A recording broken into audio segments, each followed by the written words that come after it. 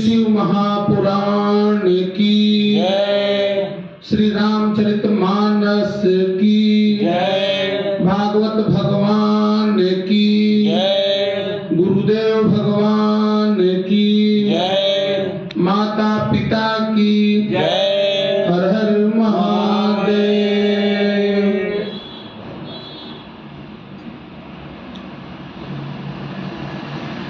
ओम त्र्यंबकं यजामहे सुगंधिं पुष्टिवर्धनम्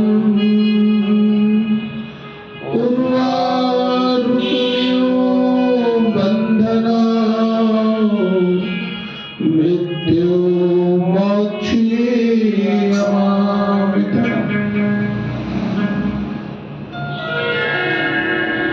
आज भगवान के दरबार में गुरुदेव की कृपा से, माता पिता के आशीर्वाद से, मित्रों के स्नेह और मित्रों का लगाव, इस कथा का श्रवण करने का अवसर प्राप्त हो रहा है। यह भगवान की बहुत बड़ी कृपा है कि हमारे भभुआ के शहरवासी, हमारे परिवार के सभी सदस्य, हमारे मित्रगण, सभी लोगों ने श्री शिव महापुराण के प्रति अपनी अटूट श्रद्धा का, इस प्राकृतिक को, एक अटूट श्रद्धा का प्राकृतिक को वर्णन दिया। प्राकृतिक भी कहीं ना कहीं से हमारे कर्म को देख रहे हैं, भगवान भी हमारे कर्मों को देख रहे हैं। आप जब इसे अनुभव करेंगे तो आप यह देखेंगे, यह महसूस करेंगे, अंतः मन में इस चीज का अनुभव होगा। यह कथा हम लोग जरूर श्रवण कर रहे हैं, लेकिन कहीं न कहीं किसी न किसी रूप में भगवान की कृपा हम सभी लोगों के ऊपर अमृत तुल्य प्राप्त हो रहा है। कभी आपको महसूस करने का यह अवसर मिलेगा जीवन में, तो जरूर इस चीज को अनुभव करिएगा कि भगवान भोलेनाथ, भगवान शंभु, मैं हमेशा निवेदन करता हूं, भगवान शंभु एक ऐसे देव हैं, एक ऐसे महादेव हैं जो इस सृष्टि में, इस पूरी ब्रह्मांड में वह अभी भी विराजमान है। कैलाश उनका वास है, कैलाश पे वह रहते हैं।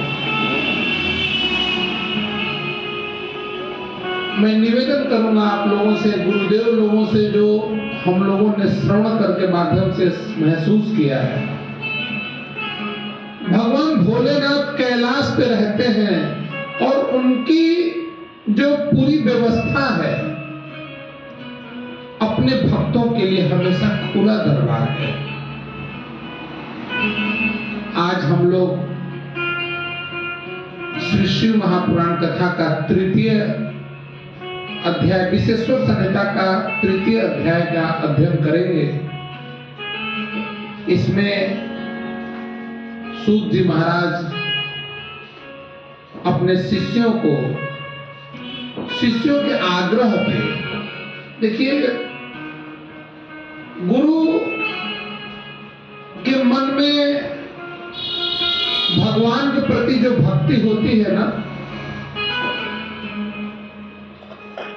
वो बीज और वृक्ष की तरह होता है। भगवान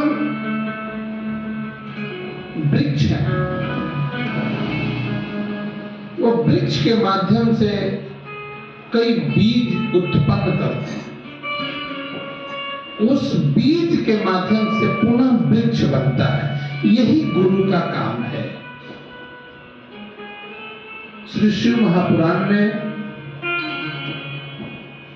भगवान की पुराण गुरु के माध्यम से हम लोग श्रवण किए हैं, तो यह मैंने महसूस किया है इस बात को कि श्री शिव महापुराण के जो गुण से गुण रहस्य हैं,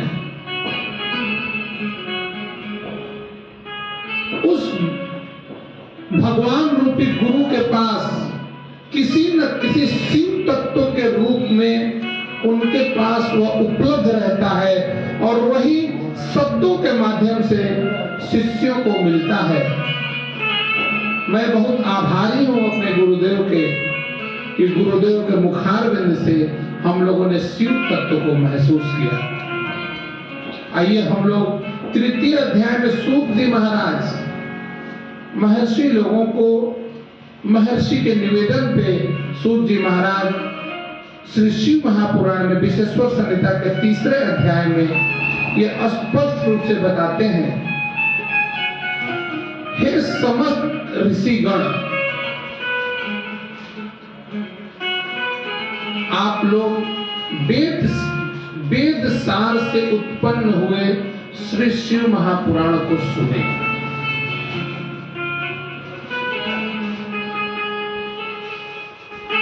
गुरुदेव हाथ जोड़ के विनम्र शब्द में कहते हैं कि भगवान सभी संसार को धारण करने वाले हैं और सभी कारणों के कारण हैं।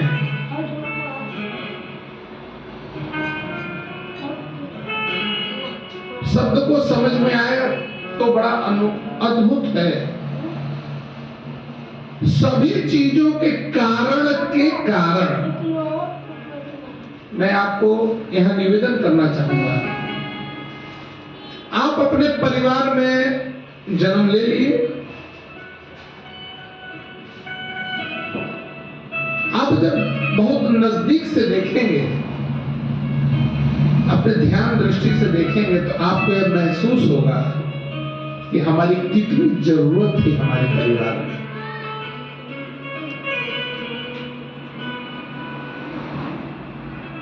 वह स्वयं अनुभूति की चीज है। हर परिवार में हर सदस्य अपने अपने उपयोगिता के हिसाब से भगवान उस रत्न को उस घर में भेजते हैं। अवगुण और गुण दोनों के कारण भगवान है। यह कर्म फल पे आधारित है। शिव पुराण इसी उपलब्धि को, इसी जानकारी को मनुष्य को पहुंचाने वाला एक उत्तम पुराण है। आगे अभी मैं निवेदन करूंगा आपसे कर्मों के फल के विषय में। अब आपको यह महसूस हो रहा होगा अच्छे कर्म और बुरे कर्म। मैं कारण के कारण पे आपको निवेदन कर रहा हूं। आज आपका जो कर्म है वही कल का कारण बनेगा और उस कारण के आधार पे आपकी पूरी जीवन लीला, पूरा जीवन लीला कर्म भगवान के पास रिकॉर्ड हो रहा है। आपके अच्छे कर्म और बुरे कर्म, अच्छे विचार और बुरे विचार उसके कैमरे में रिकॉर्ड हो रहा है। उस रिकॉर्डिंग के आधार पे आपको फल प्राप्त होगा और उस फल के आधार पे आपका सिलेक्शन होगा कि आपको किस घर में जाना है, किस योनि में जाना है, किस योनि में जन्म लेना है।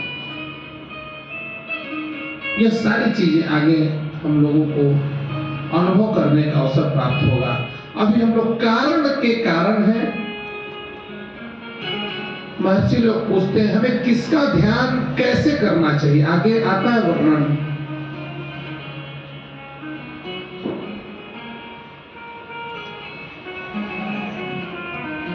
सूत जी बताते हैं शिव जी में भक्ति रखने से मनुष्य मुक्त हो जाता है और देवताओं की कृपा से भक्ति उत्पन्न होती है। बड़ा अच्छा शब्द है। महादेव की भक्ति करने से मनुष्य मुक्त हो जाता है और देव की भक्ति करने से, देव की पूजा अर्चना करने से आपके अंदर भक्ति उत्पन्न होती है। देखिए यह दो तरह के शब्द हैं। मनुष्य के अंदर जब भक्ति का प्रसाद, भक्ति भी एक तरह के प्रसाद रूप में ही हमें देवता से प्राप्त होती है। जब आप महादेव के शरण में जाते हैं तब आप निरंतर जब उसके नजदीक पहुंचेंगे तब स्वतः आपके अंदर भक्ति प्राप्त होगी और भक्ति जब पूर्ण रूप को पा लेगी, अपने उस चरम पर भक्ति पहुंच जाएगी तो वही भक्ति मुक्ति का रूप ले लेगा। गंभीर चीज है थोड़ा। भक्ति के उस पावदान पे आप पहुंचेंगे, उस मंजिल पे पहुंचेंगे तो वही भक्ति मुक्ति का रूप ले लेगा। मुक्ति पे मैं आगे आपसे निवेदन करूंगा कि मुक्ति क्या है और जीते जी मुक्ति को मैं निवेदन करूंगा। अन्य तरह की चीजें हर पुस्तकों में मिलती हैं, लेकिन भगवान शंकर ने श्री शिव महापुराण के माध्यम से यह स्पष्ट रूप से बताया है कि जीते जीते मुक्ति क्या है। आप कभी अपने दिमाग में इस चीज को मत रखिएगा कि मरणोपरांत मुक्ति है। मरणोपरांत तो अब आपकी सारी व्यवस्था भगवान के हाथ में है। जीते जी सारी व्यवस्था अभी आपके हाथ में है। आप अगर चाहें,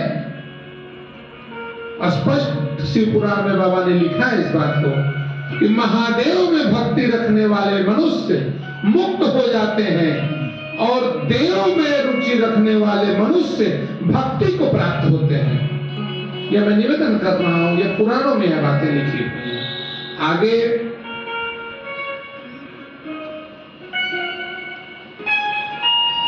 जैसे बीज से अंकुर अथवा अंकुर से बीज उत्पन्न होता है, थोड़ा यहां भी मैं निवेदन करूंगा। बीज से अंकुर अथवा अंकुर से बीज उत्पन्न होता है। इसलिए हे ब्राह्मण, आप लोग पृथ्वी पर जाकर ईश्वर के प्रसाद की सिद्धि हेतु 1000 वर्ष का महासत्र आरंभ कीजिए। इस यज्ञ से ही प्रभु शिव जी की प्रसन्नता से विद्या का सारभूत साध्य एवं साधन ज्ञात हो जाएगा। आगे मुनि लोगों ने सूत जी से बड़ा अच्छा सवाल किया। अनुभव करने का चीज है। परम साध्य क्या है और उस परम साध्य का साधन क्या है। यहां मैं निवेदन करूंगा आपसे, परम साध्य क्या है और परम साध्य का साधन क्या है एवं उस साधक, उसका साधक किस प्रकार का होना चाहिए, आप इसे बताने की कृपा करें। शिव पद की प्राप्ति साध्य है, उनकी नवधा भक्ति द्वारा सेवा करना साधन है। शिव जी के कृपा से इस कर्मों के फलों को नित्य जानकर। देखिए मुश्किल कहाँ होती है, जो मेरा अनुभव है उस पर मैं आपसे निवेदन कर रहा हूं। आप भक्त बनते हैं, बड़ी अच्छी बात है। सनातन में यह भक्ति, भगवान के प्रति भक्ति के से लाभ का मैं अगले सत्र में आपसे निवेदन किया था कि भक्ति का लाभ कहां कहां है। एक भक्ति का बहुत ही अच्छा लाभ मैंने अपने परिवार में मां और पिताजी के प्रति समर्पण को बताया था कि जब आप शंकर भगवान की भक्ति करते हैं तो माता पार्वती का आशीर्वाद प्राप्त होता है। माता पार्वती का जैसे ही आशीर्वाद प्राप्त होता है, आप अपने मां की तरफ आपका ध्यान बढ़ता है, उससे आपके परिवार में एक आनंद का माहौल बनता है। यह निवेदन मैंने किया था। आज भगवान कहते हैं कि शिव पद की प्राप्ति साध्य है और नवधा भक्ति द्वारा सेवा करना साधन है। नवधा भक्ति आगे मैं निवेदन करूंगा कि नवधा भक्ति क्या क्या है, लेकिन अभी हम लोग नवधा भक्ति के साधन से साध्य तक पहुंचने की प्रक्रिया पर जोर डालें। नवधा भक्ति में दो चीज सबसे प्रमुख है। श्रवण सुनना और कीर्तन। भगवान ने कहा है इस बात को कि जैसे ही आप सुनते हैं, आपकी इंद्रियों में भगवान के शब्दों का जो ताकत है, भगवान के शब्दों से, नामों में, अक्षरों में जो ऊर्जा व्याप्त है, वह स्वतः आपको श्रवण के माध्यम से प्राप्त होने लगता है। भगवान के हर शब्द में एक ऊर्जा व्याप्त है। हर शब्द में कई ऊर्जा भी कई लेवल का है, लेकिन आप स्पष्ट रूप में समझें कि भगवान के नाम में, भगवान के पुराण के शब्दों में जब आप श्रवण करते हैं तो एक ऊर्जा बनती है। वह ऊर्जा शरीर के अंदर जैसे ही प्रवेश करती है, आपके अंदर पॉजिटिव एनर्जी, आपके नेगेटिव एनर्जी को वह खत्म कर देता है। श्रवण का काम है।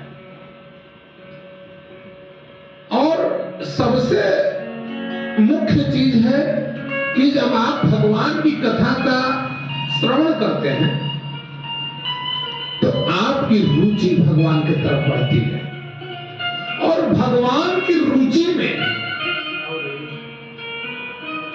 आप केवल भगवान का पूजा करना ही नहीं समझ पाते हैं, केवल भगवान का पूजा अर्चना ही आप नहीं सीखते हैं। भगवान की कथा से, भगवान में भक्ति बढ़ाने पर आपको अनंत अनंत तरह के लाभ प्राप्त होते हैं। आपको जीवन जीने की कला प्राप्त होती है, आपको बोलने की कला प्राप्त होती है, आपको देखने की कला प्राप्त होती है, आपको चलने की कला प्राप्त होती है। और मैं आपसे निवेदन करूंगा कि भगवान की कथा सुनने से आपकी आंखों की क्रिया में बहुत बड़ा परिवर्तन आता है। पूरे ब्रह्मांड में यह आंख ही एक ऐसी चीज है जो सारे क्रियाओं का अध्ययन कर रहा है। आपको ऐसा महसूस होता है कि हमारी आंखें केवल देख रही हैं, लेकिन मैं निवेदन करना चाहूंगा संजय भैया, इस चीज को गौर से समझिएगा। आपकी आंखें देखने के बाद जो अनुभव कर रहा है शरीर, वह शरीर की अपनी एक क्रिया है। गणेश भाई इस चीज को समझिएगा, थोड़ा सा टिपिकल चीज है। आपको ऐसा महसूस हो रहा है कि मेरी आंखें केवल देख रही हैं, लेकिन देखने के बाद जो परिवर्तन आपके अंदर हो रहा है, जो एक्टिविटी आपके अंदर परिवर्तित हो रहा है, जो कर्म परिवर्तित हो रहा है, वो बहुत बड़ी चीज है। इसका उदाहरण आप ऐसे समझिए,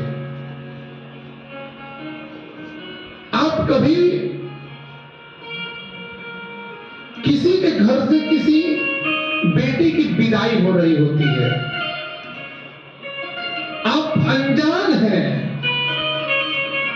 उस दरवाजे से आप क्रॉस कर रहे हैं, लेकिन आप 1 मिनट के लिए रुक गए और उस विदाई के क्षण को जैसे ही आप देखते हैं, आपका मन अगर निर्मल है तो आंखों से आंसू आ ही जाती है।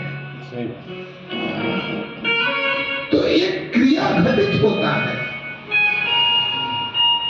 भगवान ने इस पे बहुत प्रकाश डाला है, आंख के कर्मों के ऊपर।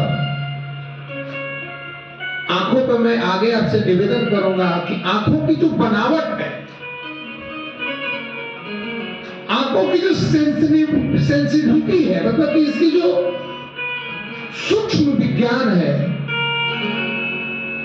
टेक्नोलॉजी है, जो इसकी बड़ी गंभीर है, बहुत गंभीर। संजय बाबू, इस सनातन में 2 चीजों में बहुत बल दिया गया है। पहली चीज तो ये, आंखें खोल के आप सृष्टि को देखते हैं, इस माया जगत को देखते हैं, और यही आंखें की पलक अगर बंद हो जाती है तो आप भगवान की जगत में प्रवेश कर जाते हैं।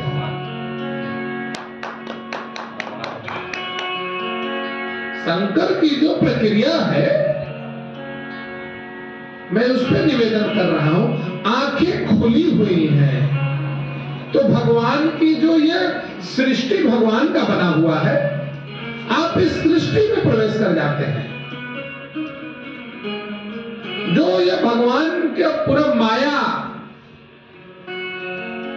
ये माया भगवान ने क्यों बनाया है, कभी आपने ऐसा महसूस किया? मैं आपसे निवेदन करना चाहूंगा, भगवान का यह माया संसार में बना हुआ है, केवल भगवान के बनाए हुए उस 84 लाख योनियों की व्यवस्था है। यह भगवान का घर अपने उस 84 लाख योनियों के रहने वाले बच्चों के लिए बना है।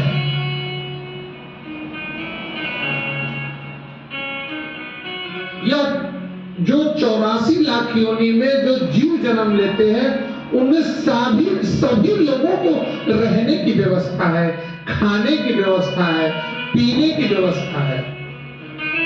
यह भगवान ने बनाया है। और आखिर जैसे ही भक्ति के उस तल पे आप पहुंचेंगे, तब आपकी आंखें स्वतः बंद हो जाएगी। और जैसे ही आप अपने से आंख कहां बंद करेंगे, वो भक्ति का चरम अवस्था है। उस अवस्था पे आप पहुंचेंगे तो आपकी आंखें स्वतः बंद होगी, और जैसे ही आपके पलक झपकेंगे, मैं आपसे निवेदन करूंगा कि आप फिर भगवान के जगत में पहुंच जाते हैं। ध्यान का जो विज्ञान भगवान शिव ने बताया है, यही बताया है। लेकिन उस स्थिति को पाने के लिए श्री शिव महापुराण यही बता रहा है कि हमें नवधा भक्ति में ईमानदारी से काम करना चाहिए। नवधा भक्ति 9 तरह की है। भक्ति करने का जो तरीका है वो 9 तरह, जिसमें श्रवणम कीर्तनम मुख्य है। मैंने श्रवणम का लाभ बताया कि आप जब भगवान की कथा सुनते हैं तो सुनना, तो आपके अंदर भगवान के शब्द एक पॉजिटिव एनर्जी के रूप में जाते हैं, और शरीर के अंदर के नेगेटिव एनर्जी स्वतः समाप्त हो जाते हैं। और आपके कीर्तन रूप भी शब्द जब आपके अपने चेतन से मन में, कीर्तन में भी देखिए दो तरह की चीजें हैं रिंकू भैया, कीर्तन दो तरह का है। आप एक स्वर को निकाल के कीर्तन करते हैं और एक आपके अंतः मन में कीर्तन चलता है। कहीं बैठे हुए हैं, शांत हैं, अंदर में शरीर के अंदर कीर्तन चल रहा है। हमें गुरुदेव बताते हैं उस कीर्तन का लाभ बहुत ज्यादा है।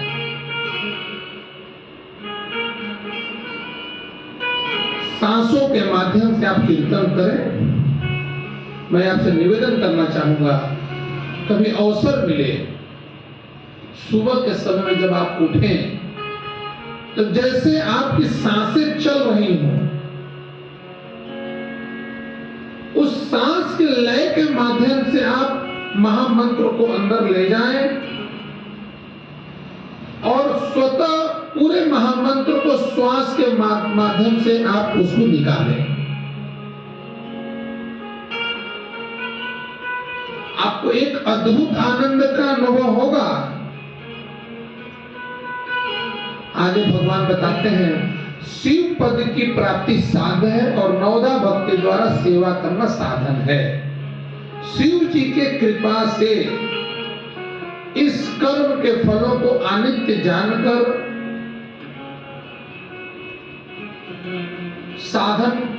साधक अनित्य जानकर जो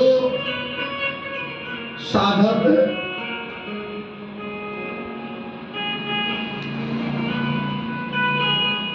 अपने कर्म को करता है वह शिव पद को प्राप्त कर लेता है। जिसकी जैसी भक्ति होगी उसके अनुसार उसे तत्व फल ही प्राप्त होगा। उस भक्ति से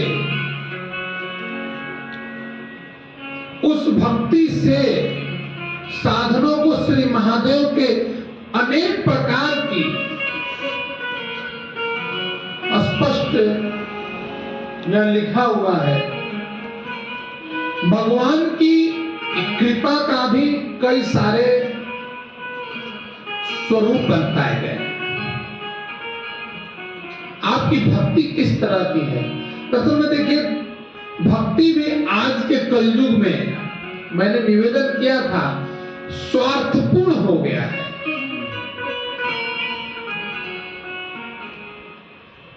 भगवान स्वार्थपूर्ण भी भक्त को स्वीकार करते हैं।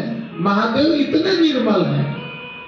अगर भगवान की भक्ति कहीं ना कहीं किसी रूप में स्वार्थ के लिए भी की जा रही है तो महादेव हमारे इतने निर्मल हैं, इतने सरल हैं कि उसको भी वह स्वीकार करते हैं। उस भक्त को भी स्वीकार करते हैं जो किसी न किसी स्वार्थ रूप में भगवान शंकर के पास जाता है। लेकिन मैं यहां निवेदन यह करना चाहूंगा कि आप भगवान शंकर की भक्ति में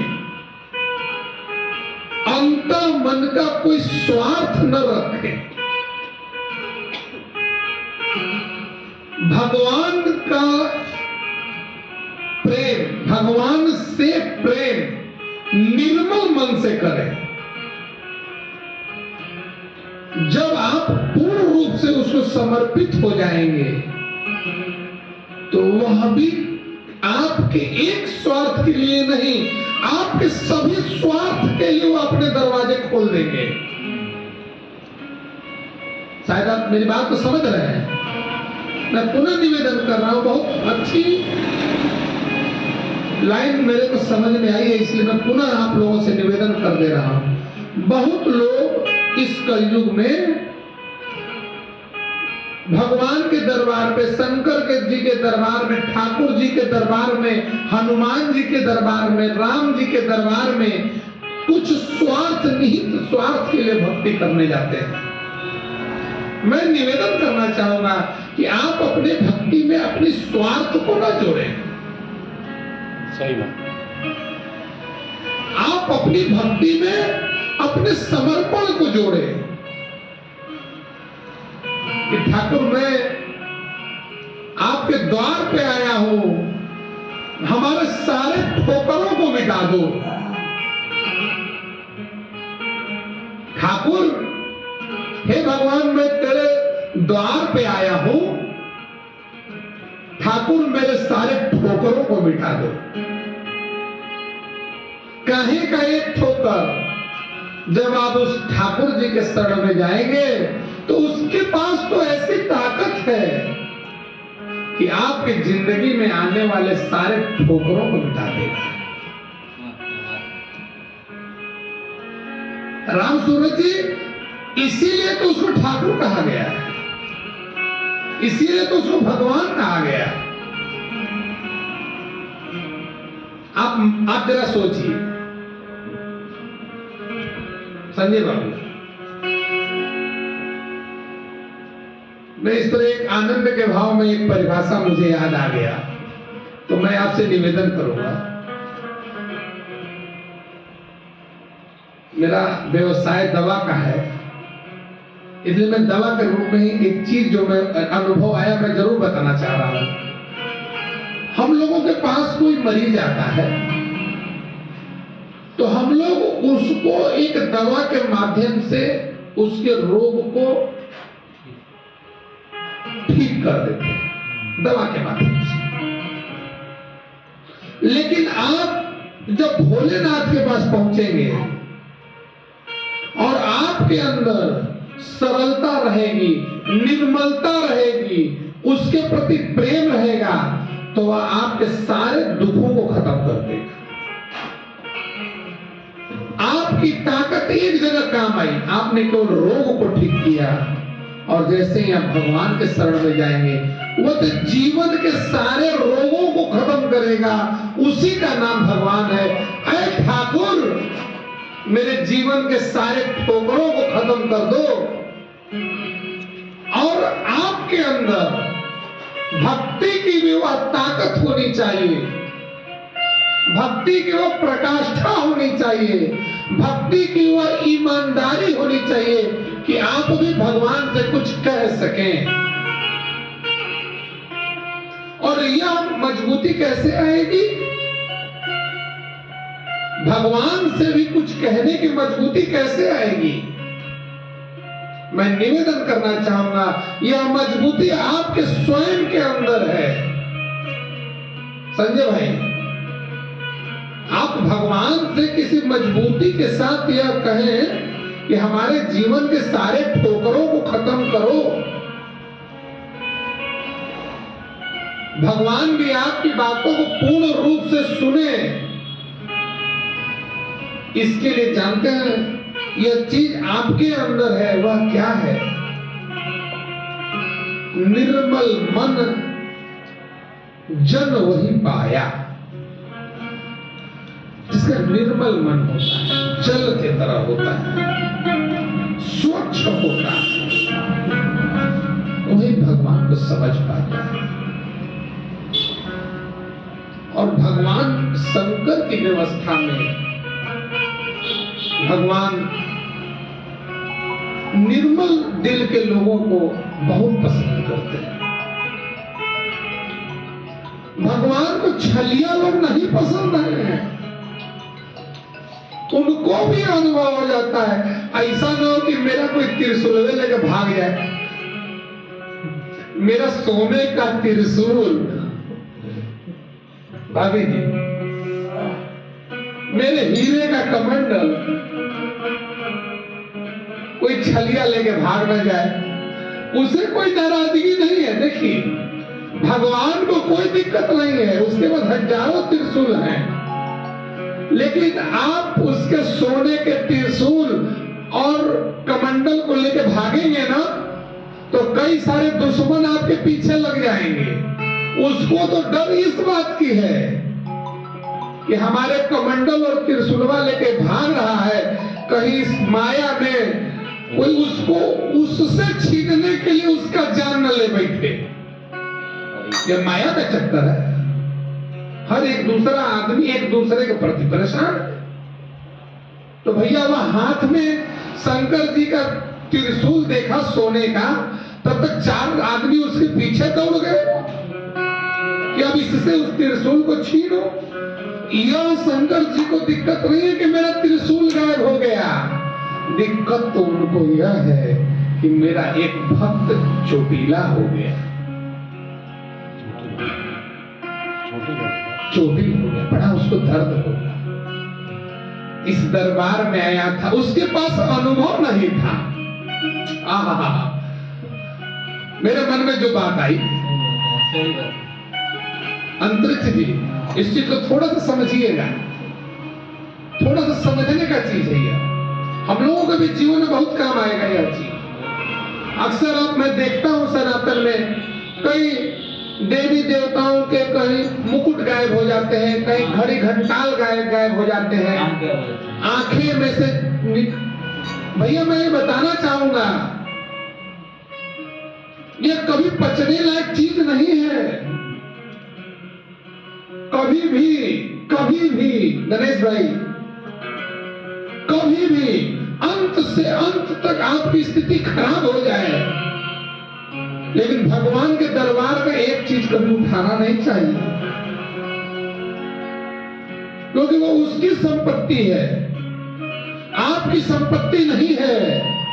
और मैं आपसे यह भी निवेदन कर दूं, आपकी संपत्ति भी आपकी नहीं है, वह भी उसके भी मालिक भगवान है। आप इस भ्रम में पड़े हुए हैं कि मेरी संपत्ति मेरी है। अरे भाई, जब तक भगवान आपके अंदर है, तब तक अपना है, वही आपके अंदर बैठे हुए हैं। आपकी आंखें अपनी संपत्ति को देखकर अपना मान चुका है, लेकिन वह भी संपत्ति आपका अपना नहीं है। और यहां तो आप मंदिर की संपत्ति पर पड़े हुए हैं। तो भैया, ना आपकी संपत्ति अपनी है तो मंदिर की संपत्ति आपकी अपनी कैसे हो जाएगी। और मैं निवेदन करना चाहूंगा संजय भैया कि ईमानदारी की रोटी, ईमानदारी की रोटी और मेहनत के फल से पाई हुई रोटी, वह बहुत पेट भरेगा। बेईमानी की रोटी कभी फलित नहीं होगी। श्री शिव महापुराण की कथा में जैसे जैसे आगे बढ़ेंगे ना हम लोग, अभी जो चीजें आगे आई हैं मैं उनको आपसे निवेदन करना चाहूंगा। जिसकी जैसी भक्ति होगी उसे उस प्रकार का तत्फल की प्राप्ति होगी। उस भक्ति के साधनों को भगवान ने अनेक प्रकार से बताया है। कानों से उनका श्रवण करना तथा वाणी से उनका कीर्तन करना चाहिए।